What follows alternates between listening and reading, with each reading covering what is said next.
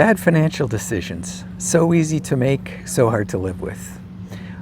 One of the areas in which many people make poor financial decisions is in cars. People buy cars. They think they must have a new car in order for it to be reliable, and then they get all financed up on it and they end up paying for years. And so what happens is, maybe they get a car. A lot of people are on the pattern of, I don't like my car being out of warranty.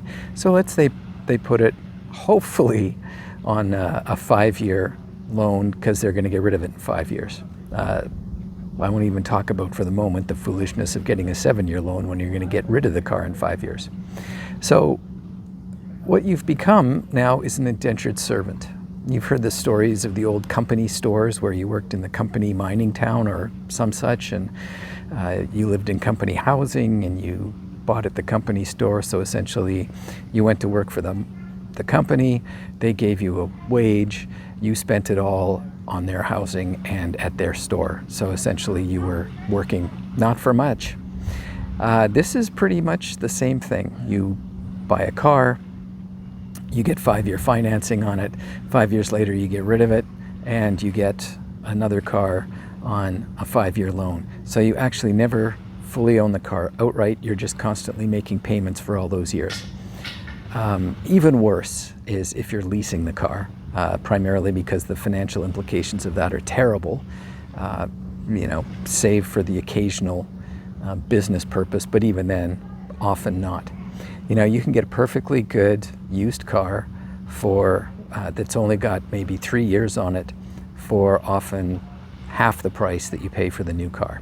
Now, I know right now we're going through a time where that's not always the case.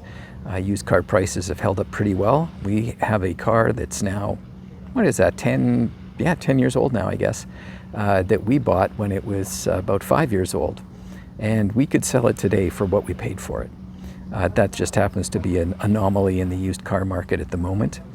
Probably going to continue for a while. But, if you make these choices, you end up in a financial hole that you never get out of. And one of the biggest things you have to think about is, what is the opportunity cost? Opportunity cost is what you could have had in the future for a decisions you've made today. So what you've forsaken for the future because of a decision you made today. Financially speaking, if you're making that choice to finance a car, a brand new car, let's say. So I won't even, just to keep the math simple, I won't even factor in the cost of the loan. Let's pretend you get it at this mythical 0% financing. So you pay $50,000 for a car. I think that's actually not far off the average new car price in Canada now, crazily enough. You could have bought the same thing used, let's say, for $30,000. So that's $20,000. Now, if you invested that $20,000, maybe you're 40 years old. And to make my math easy, let's say you got 21 years to retirement. Okay, so you've got this $20,000 that you could invest. Let's say you get an 8% return.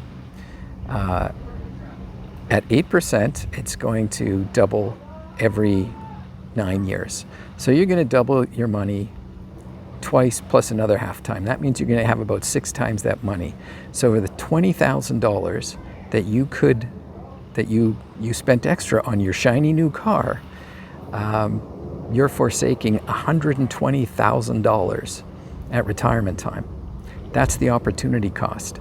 And for the $20,000 less, you would have had a 3-year-old car, and it would have been perfectly fine, served you just as well as the brand new car did.